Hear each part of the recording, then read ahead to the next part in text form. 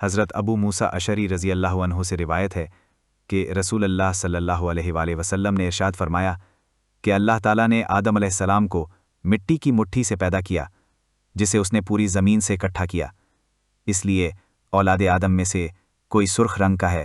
کوئی سفید ہے تو کوئی کالا ہے، اور کوئی ان رنگوں کے درمیان، اسی طرح کوئی نرم مزاج ہے تو کوئی سخت، کوئی خبیث اور کوئی طیب۔ جامع ترمذی حدیث نمبر 2955۔